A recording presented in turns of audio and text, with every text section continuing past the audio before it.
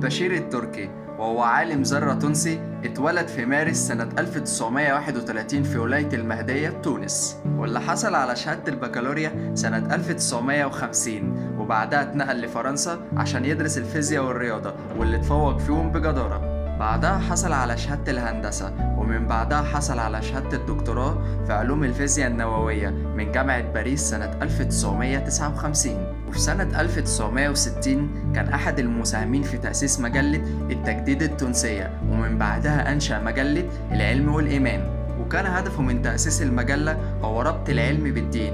من الآخر كده ما كانش عايز يدي فرصة للملحدين ولاد إنهم يشككوا في الدين. بعدها اتنقل للنمسا بعد ما اتفصل من منصبه بأوامر عليا، وفي النمسا اشتغل في الوكالة الدولية للطاقة الذرية. لكن بعد استقراره بسنتين في النمسا اتطلب منه العودة لتونس تاني، بس المرة دي رجوعه كان فيها كل الخير العلمي لبلده، لأنه أسس بعدها مؤسسة الطاقة الذرية ومركز تونس قرطاج للبحوث. وفي سنة 1963 سافر للقاهرة عشان يترأس اجتماع المركز العربي لتطبيق النظائر المشعة في القاهرة، وتعين في 1966 رئيس لمجلس المحافظين في الوكالة الدولية للطاقة الذرية، وبعدها رئاسة مؤتمر مدريد العالمي اللي كان مهتم بالمياه والطاقة الذرية. وفي سنة 1969 كان بيتم تجهيزه لرئاسة الوكالة لما تنتهي فترة رئيسها اللي كان ماسكها وقتها.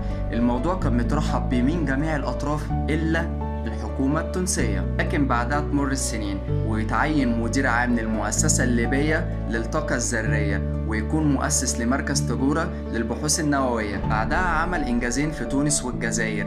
أول إنجاز كان في تونس هو إنشاء مختبر للفيزياء، إنما إنجاز الجزائر كان هو إنشاء مختبر للطاقة الشمسية وآخر للطاقة النووية. ولكن كل اللي عمله ده كان في كفة، والمشروع اللي صممه وكان نفسه ينفذه في بلده في كفة تانية خالص، وهو إنه كان عايز يوصل مياه البحر المتوسط بالصحراء التونسية من خلال التفجير النووي. وطبعا كان هدفه من المشروع 3 حاجات: إنتاج الكهرباء، تحلية مياه البحر للشرب، مكافحة التصحر. لكن للأسف بعد ما قدم المشروع للحكومة التونسية اتقابل بالمماطلة، لكن بعدها الاتحاد السوفيتي مولوا المشروع ونفذوه على أراضيهم، وعملوا نفس المفاعل اللي كان البشير بيحلم بيه.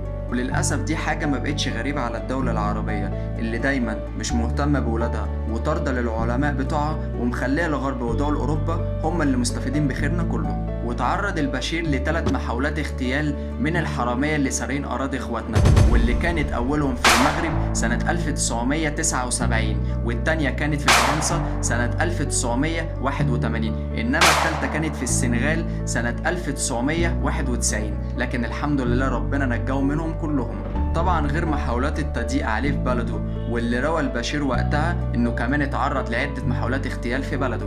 طبعا كان اهم رد اعتبار للبشير هو سنة 1981 لما المحكمة التونسية نصرته ورجعته لمنصبه تاني في جامعة تونس عشان يكمل مهمته العلمية. وفي أغسطس 2009 اتوفى البشير التركي بعد ما تم رسالته العلمية.